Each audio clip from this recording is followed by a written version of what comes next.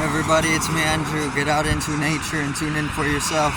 Resonate with the Earth's electromagnetic field via 432 hertz, the universal frequency. So today I'm going to go over entanglement. You can call it quantum entanglement, and maybe mechanics, mathematics, or just mathematics. What entanglement is, and how to find benefit out of it, right? Or how to utilize the mechanic of entanglement, which can actually even be the door to liberation. So let's get into this. So entanglement is pretty much literally what the word means, entangling. Kind of like nets, right? If you think about nets,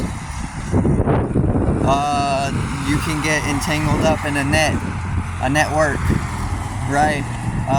Quantum mechanics or quantum physics, it's talking about the most simple type of entanglement is when two particles are they're vibrating in unison, or they're vibrating on the same wavelength, and because of this, they can interact with each other instantaneously over any space, and I think even time, or just over any space, right?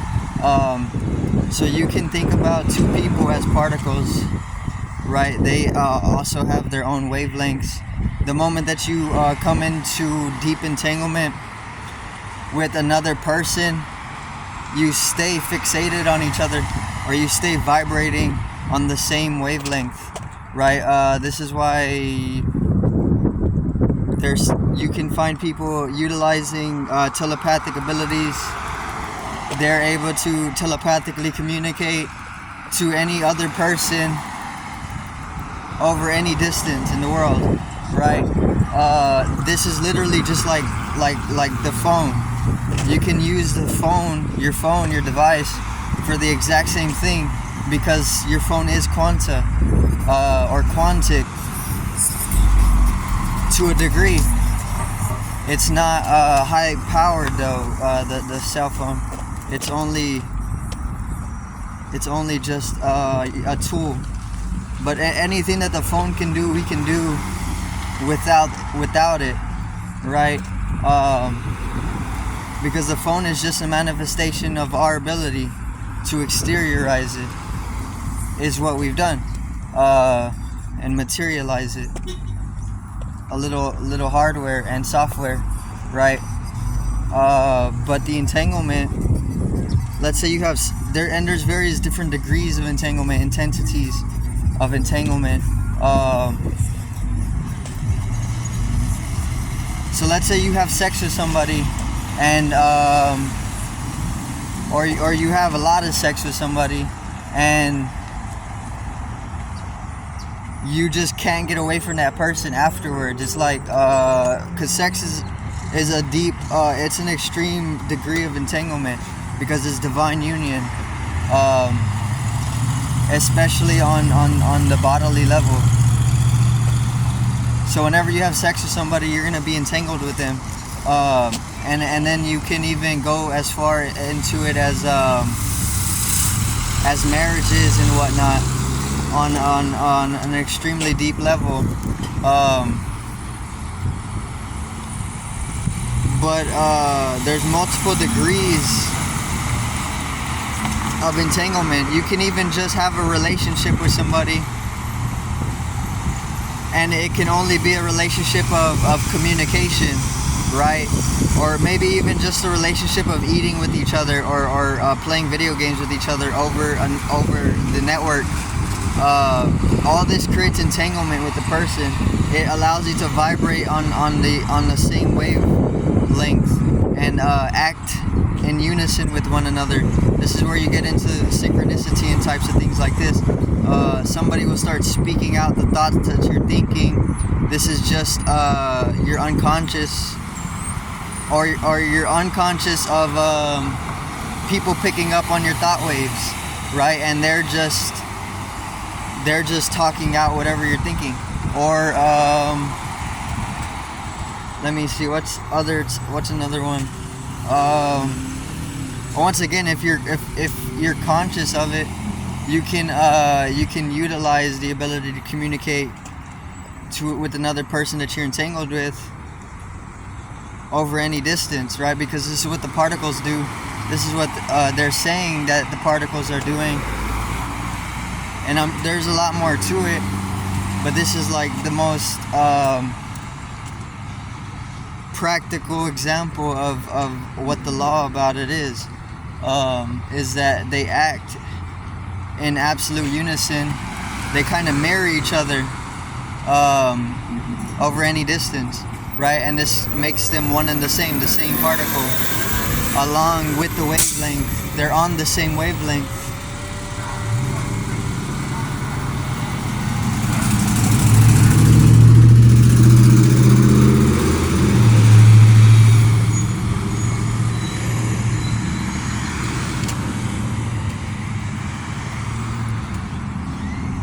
So the entanglement is just entangling with each other, right? Particles collide with each other, or they phase into each other.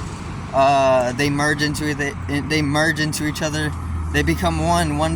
Two particles become one, and then the moment that the particles split up again, if we're looking at like light particles,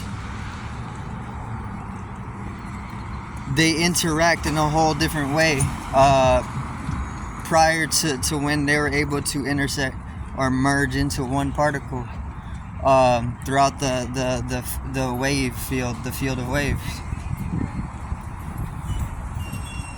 Right, so they're able to vibrate in unison over any space, which is just the field, the wave. And they're creating the time, right, as they're vibrating in multiple different rates out of union or in union with other particles. And it's not just two particles. You can have multiple groups completely able to interact with each other over any space. So you can have a group of people or a group of particles, which could also be encapsulated within a certain feature of the wave field, the field of wave, or the unified, so that it closes in the group of particles into a singular law or a set of laws unique to that encapsulate. But you could have a group of people as well. The people are like particles. We're like particles.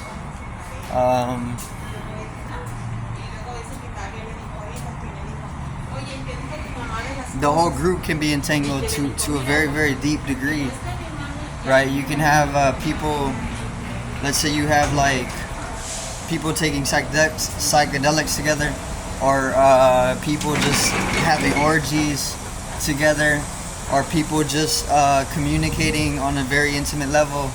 Something that's going to deepen the level of entanglement within the collecting organism.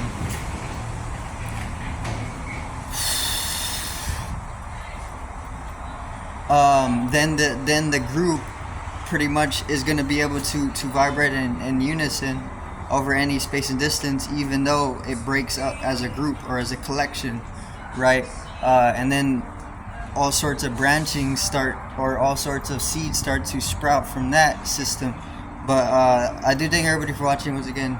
Peace out, one love, have a great evening, morning.